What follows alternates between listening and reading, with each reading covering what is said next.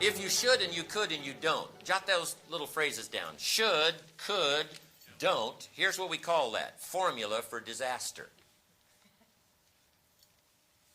And all you've got to do to start now the process of life change is start somewhere.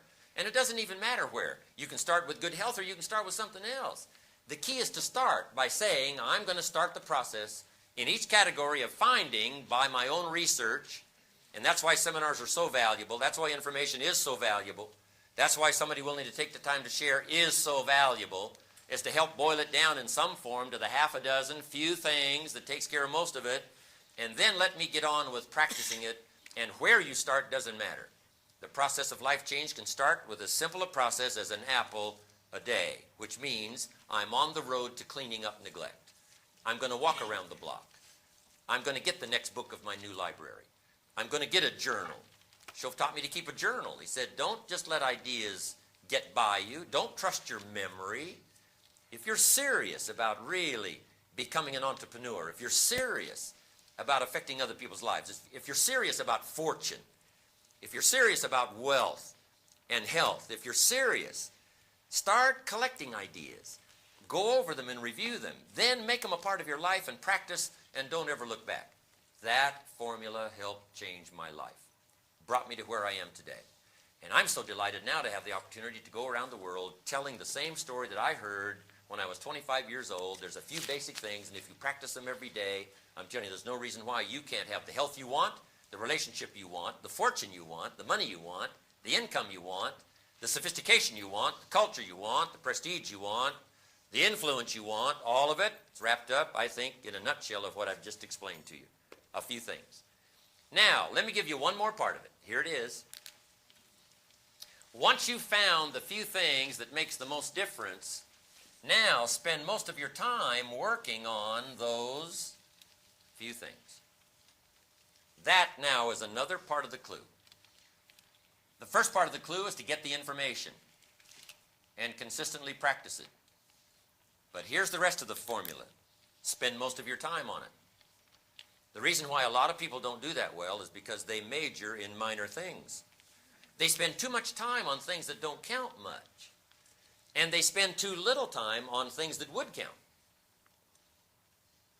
So jot this formula down. If the equation is wrong, the results can be disastrous. If the equation is wrong, the results can be disastrous over a given period of time.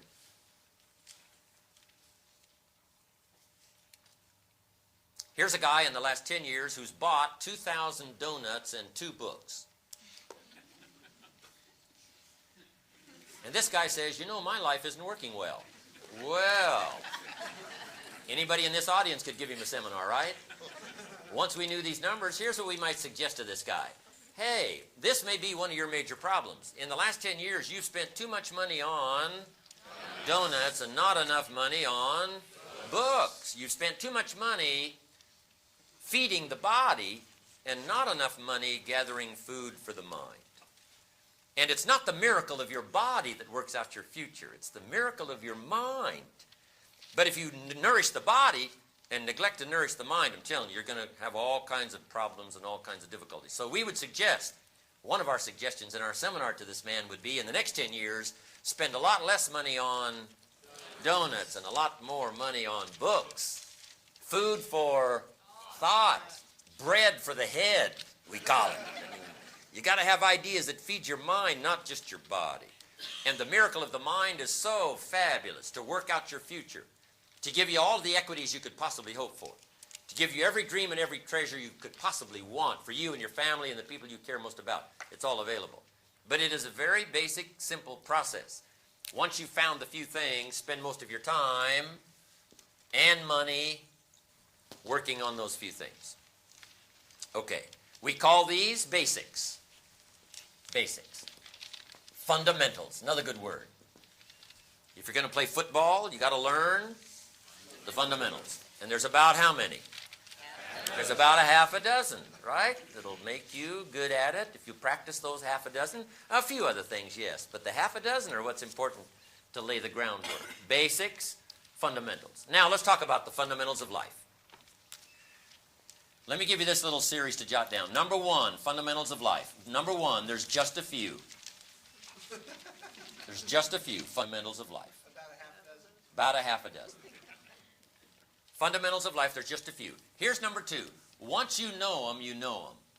I mean, there's nothing difficult here. It's pretty easy to figure out why people are broke, and it's pretty easy to figure out how people get rich. It's no big deal. Fundamentals of life. Number one, there's just a few. Number two, once you know them, you know them. Now here's number three. There's no new ones.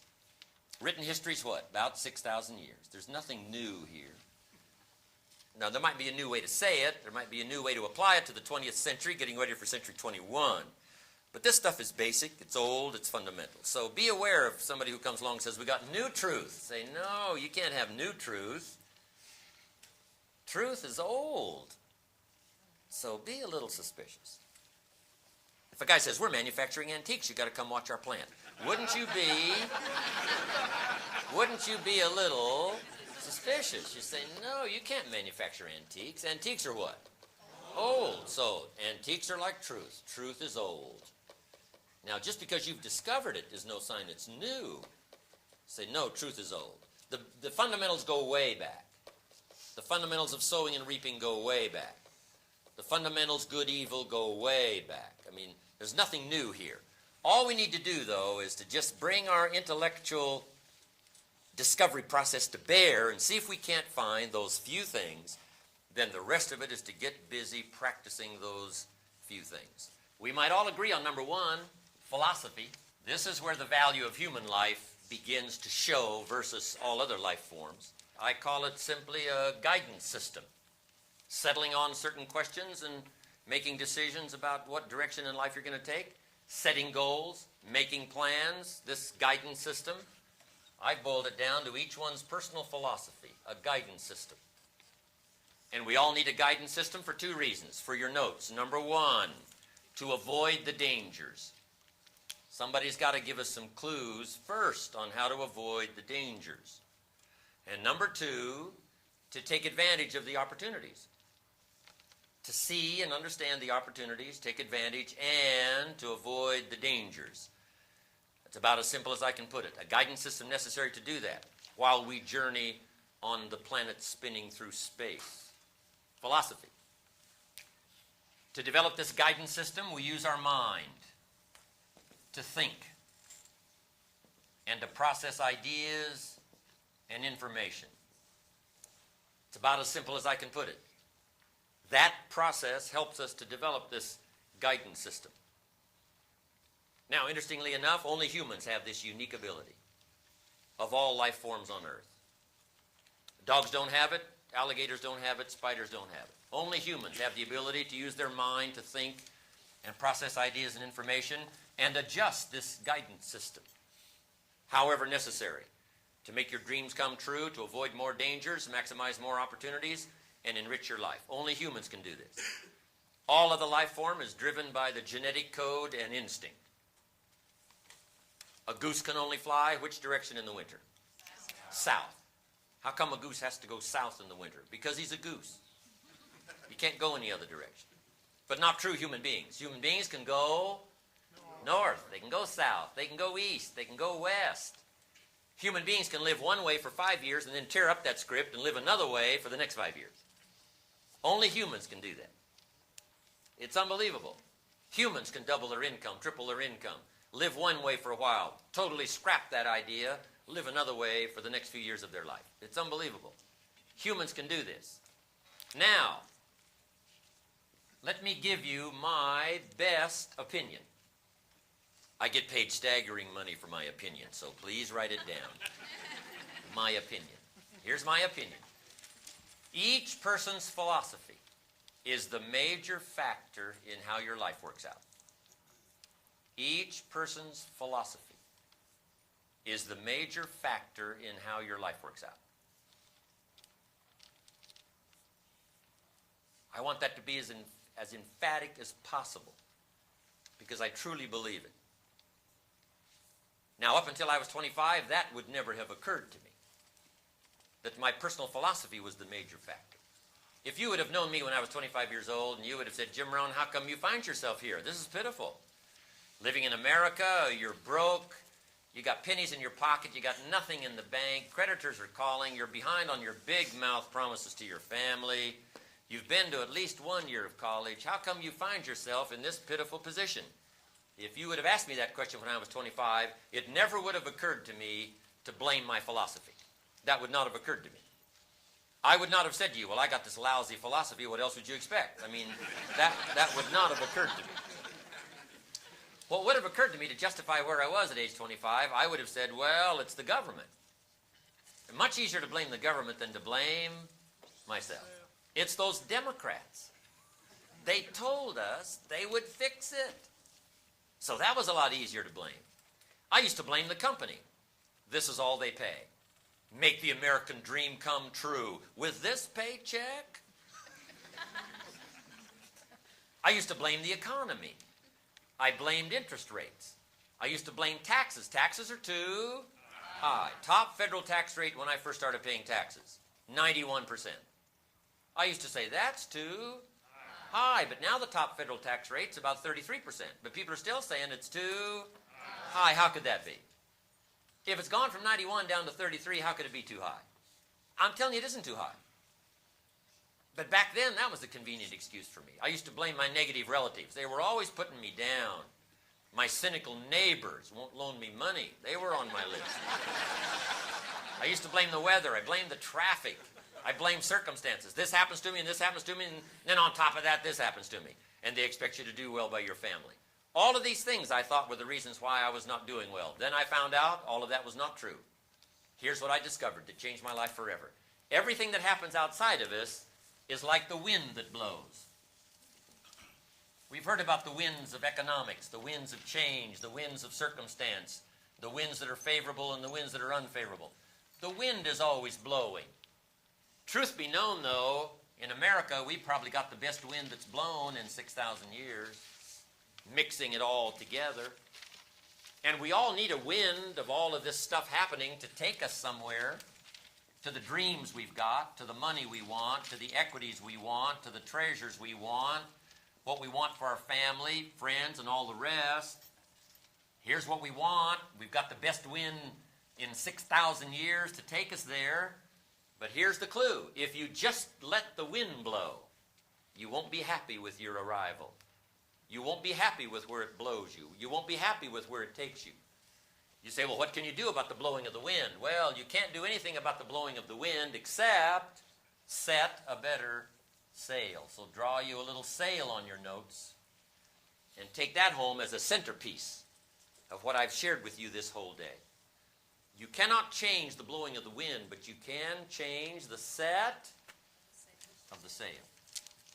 That's why education is so important, to help you with ideas. It helps to alter a little bit the set of the sail. That's what the sermon is for on Sunday morning.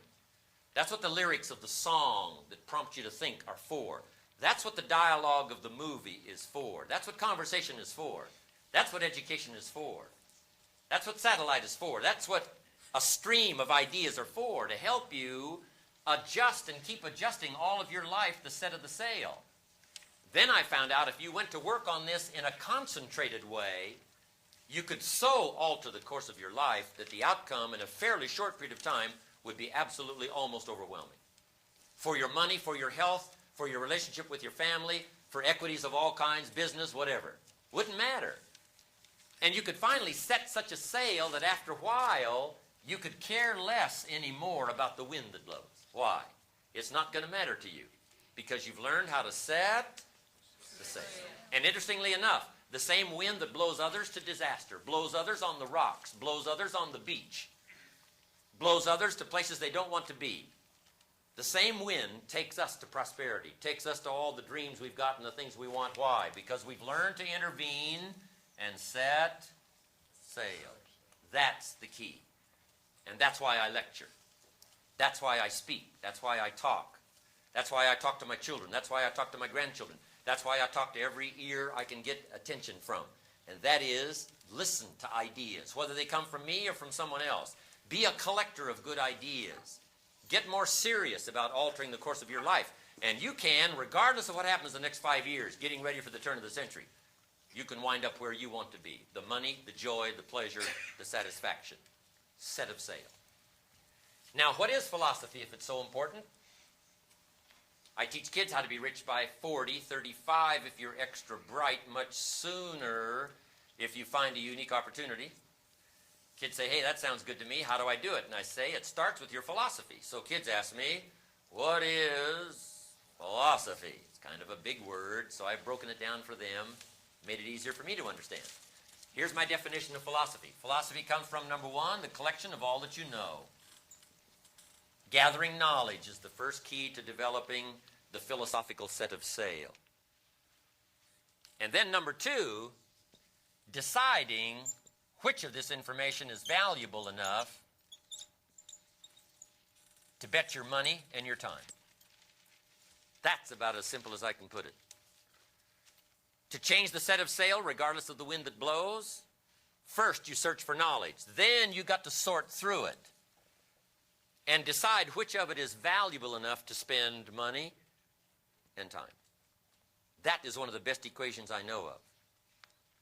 You might know 1,000 things, but you can't do 1,000 things. You've got to sort through a lot of information and boil it down to the things that really matter to you and utilize that as the most important pieces, deciding what's valuable. So first of all, we got to gather knowledge. When I have a chance to talk to my high school friends, first thing I tell them is, you got to have the information. Get it while you're here. Don't leave school without it. It's one of my little phrases for my high school friends. What they teach here, what you think of it, that's up to you. What you're going to do with it, that'll soon be up to you. But right now, this is the important thing, is to get it. You can sort through it. You can cast aside whatever's not going to work for you in the future. But the important thing is to be serious enough to get it. Okay? I teach them there's nothing worse than being stupid. Right? Being broke is bad, but being stupid's what's bad. And what's really bad is being broke and stupid. Nothing much worse than that unless you're sick. Right? Sick, broke, and stupid. That's about it. Unless you're ugly. But surely that would do it. Ugly, sick, broke, and stupid. Life's most negative scenario. So number one, you've got to know. You've got to have the information. Now, where do we get ideas and information? We've got this marvelous ability here, like no other life form on earth has, to alter the course of our life. You don't have to keep flying south. If south is not getting you the money and the joy and the pleasure, I'm telling you, you can alter the course. You're not like just a blind animal that has to be driven by instinct and the genetic code.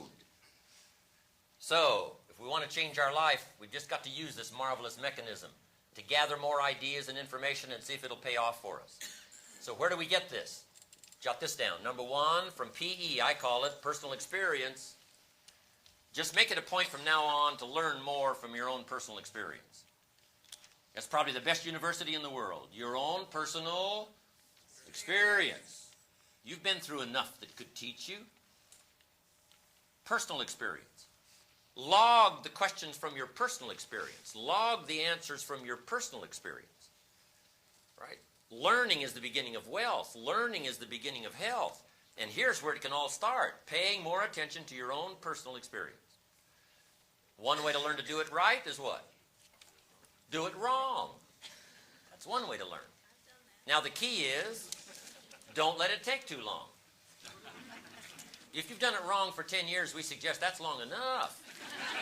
We don't suggest 10 more years just to prove a point. No. You can prove any point in 10 years. In 10 years, your health disciplines will be on track or what? Off track. Your financial independence will be on track or off track. It doesn't take that long to come to the conclusion based on your own personal experience, whether you're on track or off track. In a few years, you've either got the breath or you haven't got the breath. You got the money or you haven't got the money. You've got the self-esteem or you haven't got the self-esteem. I mean, it doesn't take much from your personal experience. Schoaf was swift to point out my personal experience. He said, let's learn from that. He said, Mr. Rohn, you've been working 6 years. I said, yes, sir. He said, how are you doing? I said, not very well. He said, I suggest you not do that anymore. What a swift analysis of my current situation. He said, couldn't we find out what happened the last 6 years so that you can alter the course the next 6 years? That had never occurred to me. He said, I'm telling you, we can learn so much from the last 6 that we can make the next 6 years totally different than the last 6. And that's exactly what he did for me. That second 6 years, my life so swiftly changed. It was absolutely incredible. At age 25, I was broke. At age 31, I was rich. And he said, Mr. Rohn, if you'll make these changes starting today, he said, the next 6 years of your life will be totally different than the last 6. I took him up on that. So now let me give you that promise. In case you have to leave early, here's the promise that changed my life for your notes. He said, if you will change, everything will change for you. If you will change, everything will change for you. Before I heard that promise, up until age 25, I used to go through the day with my fingers crossed, hoping things would change. Hoping my boss would change, hoping the company would change, hoping the weather would change, certainly hoping circumstances would change, hoping the wind would change, hoping the economy would change, something would change that would give me a better chance to have a better life. Then I found out that's not what needs to change. It's going to be like it's going to be. Politics are going to be like they're going to be. Unlevel playing field, it's going to be like it's going to be. Right? The races, the mix, it's all going to be like it's going to be. The difference is going to be you. But he said, if you will change, everything will change. But then he also gave me the warning. Here it is. If you don't change, nothing will change. And he said, the next 6 years of your life will be just like the last 6.